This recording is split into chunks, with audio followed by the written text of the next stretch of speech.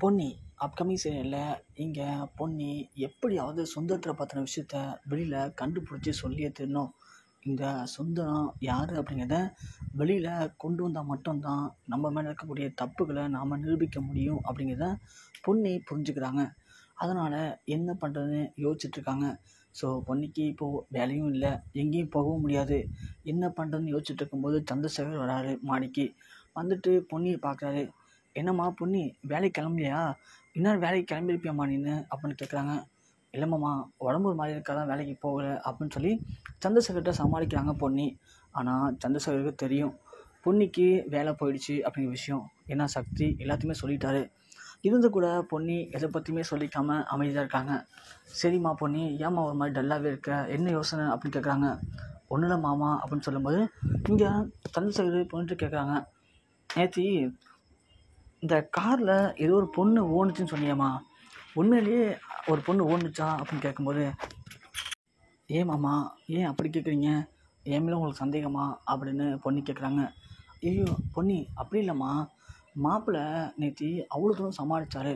எனக்கு கூட அந்த காரில் வரும்போது பின்னாடி பக்கம் ஏதோ சத்தம் கேட்டுச்சுமா. நான் கூட மாப்பிள்ளைகிட்ட கேட்டேன். அதுக்கு மாப்பிள்ளை சர்வீஸ் விடலை, அதான் சத்தம் கேட்குதுன்னு சொன்னார். ஆனால் நீ காரை விட்டு ஒரு பொண்ணு இறங்கி ஓடுச்சுன்னு சொல்கிற. எனக்கு மேல் நம்பிக்கை இருக்குமா, அதனால தான் நான் உனக்கு கேட்குறேன் அப்படின்னு சொல்கிறாங்க.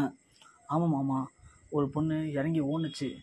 ஏம்மா, அந்த பொண்ணை இதுக்கப்புறம் நீ எப்போ நேரில் பார்த்தாலும் கரெக்டாக அடையாளம் சொல்லுவியாம்மா பொன்னி அப்படின்னு கேட்க, மாமா அந்த மூஞ்சை எனக்கு நல்லாவே ஞாபகம் இருக்கு மாமா, நான் நிறையா வாட்டி பார்த்துருக்கேன். கண்டிப்பாக அந்த பொண்ணை எங்கே பார்த்தாலும் நான் அடையாளம் காட்டுவேன் மாமா அப்படின்னு சொல்கிறாங்க. சரிம்மா, எனக்கு மாப்பிள்ளை மேலே சந்தேகமாக தான் இருக்குது. ஆனால் மாப்பிள்ளை சமாளிக்கிறாரு. ஒருவேளை மாப்பிள்ளைக்கு தெரிஞ்சிருந்தா எதுக்காக அந்த பொண்ணை பற்றின விஷயத்த மாப்பிள்ளை மறைக்கிறாரு? எனக்கு ஒன்றும் புரியலம்மா, என்னம்மா இருக்குன்னு சொல்லிட்டு. உனக்கு ஏதாவது தோணுதா பொன்னி அப்படின்னு இங்கே சந்திரசேகர் கேட்க, ஒன்று இங்கே பொண்ணு யோசிக்கிறாங்க. அவர் வச்சுருக்காருன்னு சொன்னோம்னா கண்டிப்பாக மாமா ரொம்பவுமே எமோஷனல் ஆகிடுவார். அதனால் இந்த உண்மை அதுவாக தெரிய வரும்போது தெரிய வரட்டும்னு நினச்சிக்கிட்டு பொண்ணு, இல்லைம்மாம்மா நான் பார்த்தேன், ஆனால் அண்ணனும் பார்த்தாரு, ஆனால் அண்ணன் பார்க்கலன்னு சொல்கிறாரு. ஒருவேளை பார்க்காம கூட இருந்திருக்கலாம். ஆனால் அந்த பொண்ணு எதுக்காக நம்ம கார்லேருந்து இறங்கி ஓடனா அப்படிங்கிறதான் ஒன்றுமே புரியலம்மாம்மா எனக்கும் அப்படின்னு பொண்ணு இங்கே சமாளிச்சிடறாங்க. சந்திரசேகருக்கு தெரியுது பொண்ணு எதையும் சமாளிக்கிற மாதிரி தெரியுது. சரி இருக்கட்டும், கண்டிப்பாக இதில் என்ன உண்மை இருக்குது அப்படிங்கிறத கண்டுபிடிப்போம் அப்படின்னு இங்கே முடிவு பண்ணுறாங்க பொன்னி. அப்புறம் முடிவு பண்ணும்போது, சரிம்மா பொன்னி, சரி நீ பாரு, நான் வரேம்மா அப்படின்னு சொல்லி கிளம்புறாங்க. அப்போ பொன்னி சந்திரசேகர்கிட்ட ஒன்று கேட்குறாங்க.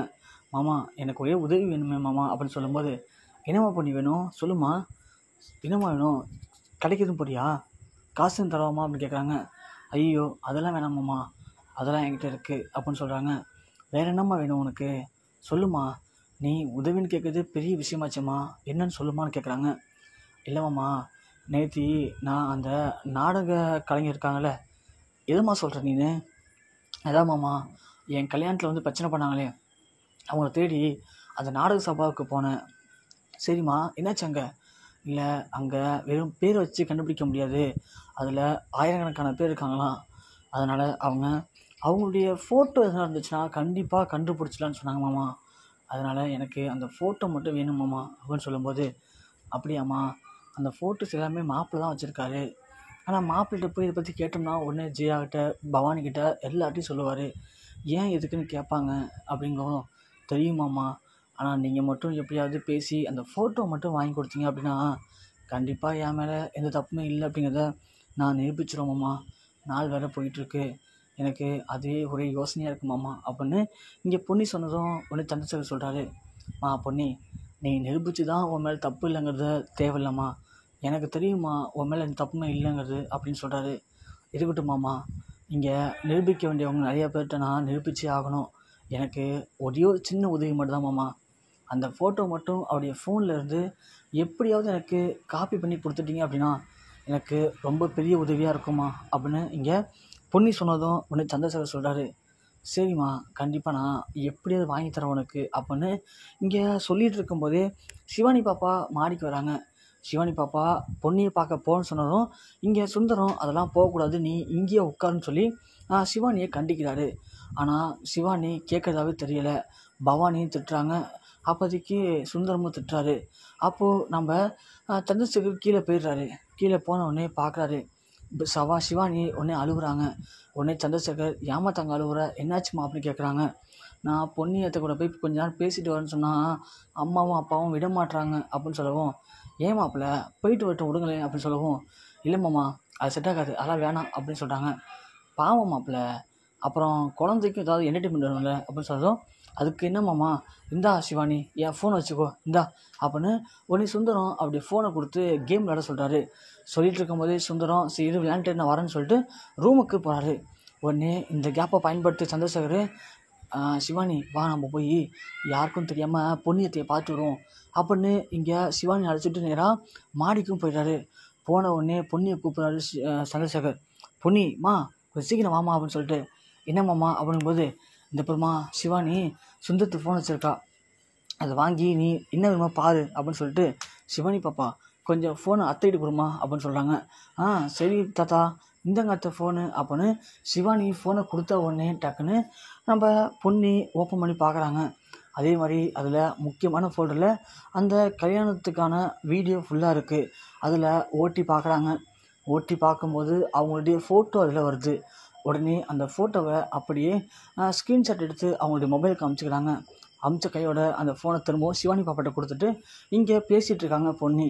ஸோ பொன்னி பேசிட்டு இருந்த கொஞ்ச நேரத்துலேயே, சரிம்மா பொன்னி அவங்க அப்பா இவளை இங்கே வரக்கூடாதுன்னு சொல்லியிருக்காரு, திரும்ப வந்தால் சத்தம் போடுவார், நான் அடிச்சுட்டு போய் சிவானியை கீழே விட்டுட்டு வரேன் இரு அப்படின்னு சொல்லிட்டு, சிவானி இப்போ போகலாம், அப்பா ஆஃபீஸ் பண்ணதுக்கப்புறமா உன்னை தாத்தா மேலே அடிச்சு வந்து அத்தை கூட பேச விட்றேன் சரியா அப்படிங்கவும், சரி தாத்தா அப்படிங்கிறாங்க சிவானி பாப்பா. உடனே சந்திரசேகர் சிவானி பாப்பாவை திரும்ப அழைச்சிட்டு கீழே போகிறாரு. அப்போ தான் சுந்தரம் கரெக்டாக வராரு. வந்த உடனே இங்கே சிவானி ஃபோனில் கேம் விளையாண்டு உட்காந்துருக்காங்க. சந்திரசேகர் அப்படியே பொறுமையாக திரும்பவும் மொட்டை மாடிக்கு போகிறாரு. மொட்டை மாடிக்கு போயிட்டு பொண்ணுக்கிட்டே பேசுவார். பொன்னி அந்த ஃபோட்டோ எடுத்துக்கிட்டியா அப்படின்னு கேட்குறாங்க. எடுத்துட்டேன் மாமா. சரிம்மா அந்த ஃபோட்டோவை எடுத்துகிட்டு போயிட்டு அந்த நாடக சபாவில் அந்த ஃபோட்டோவை காட்டி யார் என்னங்கிறத விசாரி, அவங்க அனுப்பிச்சு அப்படின்னா அவங்கள்ட்ட கேளுமா, உங்களை யார் அனுப்பிச்சா, என்ன எதுக்காக அனுப்பிச்சாங்க, என்ன பிரச்சனை அப்படிங்கிறத கேட்டு ஒரு முடிவு சொல்லுமா அப்படிங்கிறாங்க. கண்டிப்பாக மாமா, நீங்கள் என் மேலே இவ்வளோ நம்பிக்கை வச்சுருக்கீங்க, எனக்காக நீங்கள் இவ்வளோ உதவி பண்ணுறீங்க, அதுக்காகவாச்சும் என் மேலே இருக்கிற அந்த அவமரியாதையை கண்டிப்பாக நான் தொடச்சி எறிவேன் மாமா அப்படின்னு சொல்லிட்டு பொன்னி ஒன்று சந்திரசேகர் காலில் விழுவாங்க. என்னம்மா பொன்னி இருக்கட்டுமா, ஏஞ்சிருமா, நீ நல்லபடியாக நீண்ட ஆயுசோட சக்தியோட சந்தோஷமாக வாழணும் அப்படின்னு சொல்கிறாரு. அதை பார்த்த பொன்னியால் ஒன்றுமே பேச முடியல. அமைதியாக அங்கேருந்து போகிறாங்க. நாடக சபாவில் போயிட்டு அவங்கள்ட்ட இந்த ஃபோட்டோவை காட்டுறாங்க. உடனே அவங்களும், நீ இன்னைக்கு வந்து அந்த பொண்ணு தானம்மா நீனு, ஃபோட்டோவை காட்டு அப்படின்னு சொல்லி ஃபோட்டோவை பார்க்குறாங்க. பார்த்த உடனே ஆமாம் இவங்க எங்கள் நாடக சபாவில் தான் இருக்காங்க அப்படிங்கவும் அவங்கள்ட்ட அட்ரஸை கொடுக்குறாங்க. உடனே பொன்னி நேராக அந்த அட்ரஸ்க்கும் போகிறாங்க. அந்த அட்ரஸில் போயிட்டு அவங்கள்ட்ட பேசுகிறாங்க. முதல்ல அவங்க பொன்னியை பார்த்தோன்னே கொஞ்சம் பயப்படுறாங்க. ஏன்னா ஏற்கனவே சுந்தரம் மிரட்டி தான் வச்சுருக்காரு. உங்களை யார் தேடிட்டு வந்தாலும் கண்டிப்பாக எந்த ஒரு விஷயத்தை பற்றியும் நீங்கள் பேசக்கூடாது, வாயை தரக்கூடாதுன்னு சொல்லி மிரட்டி வச்சுருந்தாரு. ஆனால் பொன்னி தன் வாழ்க்கையை நீங்கள் சொல்லக்கூடிய பதிலில் தான் இருக்குன்னு சொல்லி அவங்கள்ட்ட ரொம்பவுமே கெஞ்சி கூத்தாடி எல்லா உண்மையும் கேட்டு வாங்குகிற உண்மை எல்லாத்தையும் ஒரு வீடியோவாக ரெக்கார்ட் பண்ணுறாங்க. ரெக்கார்ட் பண்ண உடனே அந்த வீடியோவை அப்படியே சந்திரசேகர், சண்முகம், சக்தி 3 பேருக்கும் அனுப்புகிறாங்க பொன்னி. 3 பேரும் ஒரே நேரத்தில் வீட்டில் உட்காந்து ஒன்றா தான் பேசிகிட்டு இருக்காங்க. அந்த வீடியோ பார்த்தோன்னே 3 பேரும் ஓப்பன் பண்ணி பார்க்குறாங்க. என்ன பொன்னி வீடியோ அமைச்சிருக்கான்னு சொல்லிட்டு பார்த்தா சண்முகம், சக்தி, சந்திரசேகர் 3 பேருக்கும் செம்ம அதிர்ச்சியாக இருக்குது. ஏன்னா அந்த நாடக கலைஞர்கள் சொன்ன உண்மை அப்படி. இது எல்லாத்தையும் பண்ண சொன்னது சுந்தரம் தான். ஸோ சுந்தரம் சார் தான் எங்களுக்கு காசு அனுப்பிச்சு இதெல்லாம் பண்ண சொன்னார். இப்போ கூட எங்களுக்கு அவர் அடிக்கடி காசு கொடுத்து எங்களை இங்கே ரொம்ப பத்திரமா தங்க சொல்லியிருக்காரு. எல்லாத்துக்கும் காரணம் சுந்தரம் தான் அப்படிங்கிற உண்மையை அவங்க பேசியிருக்காங்க. அதை பார்த்தோன்னே இங்கே சந்திரசேகர், சண்முகம், சக்தி 3 பேரும் செம்மையாக அதிர்ச்சி அடைஞ்சிறாங்க. சக்தி சொல்கிறாரு, எனக்கு தெரியும்ப்பா மாமா தான் ஏதோ பண்ணியிருக்கான்னு சொல்லிட்டு, நான் சொல்லலை அப்படின்னு சொல்லிட்டு 3 பேரும் அப்படியே வெளில போகிறாங்க. வெளில போயிட்டு ஜெயாவையும் பவானியும் கூப்பிட்டு காட்டுறாங்க. இங்கே பாருங்கள், பொன்னி போய் உண்மையை கண்டுபிடிச்சிட்டான், இது எல்லாத்துக்கும் காரணம் மாமா தான் அப்படின்னு அந்த வீடியோவை காட்டுறாங்க. வீடியோ பார்த்த உடனே இங்கே ஜெயாவும் பவானியும் அப்படியே அதிர்ச்சியில் நில குழஞ்சி போயிடறாங்க. ஜெயாவால் ஒன்றுமே பேச முடியல. ஏன்னா சுந்தரத்து மேலே அந்தளவுக்கு நம்பிக்கை வச்சுருந்தாங்க ஜெயா. ஆனால் அந்த நம்பிக்கையை எல்லாத்தையும் உடச்செறிஞ்சிட்டாரு. எதுக்காக இப்படி ஒரு கேவலமான வேலையை பார்த்தாரு அவர் அப்படின்னு ஜெயா பயங்கரமாக கோவப்படுறாங்க. இங்கே பவானியாலையும் ஒன்றும் பேச முடியல. அப்படியே எல்லோரும் உறைஞ்சி போய் நிற்கிறாங்க. ஸோ பொன்னியோடைய அந்த நல்ல விஷயத்த இப்போயாச்சும் ஜெயாவும் பவானியும் புரிஞ்சுக்கிட்டு பொன்னியை நல்லபடியாக சக்தி கூட சேர்ந்து வாழ வைப்பாங்களா, இல்லை இதுலேயும் சுந்தரம் ஏதாவது ஒரு ட்விஸ்ட் பண்ணி தப்பிச்சிருவாரா, என்ன நடக்க போகுது அப்படிங்கிறத கண்டிப்பாக பொறுத்து வந்து பார்க்கலாம்.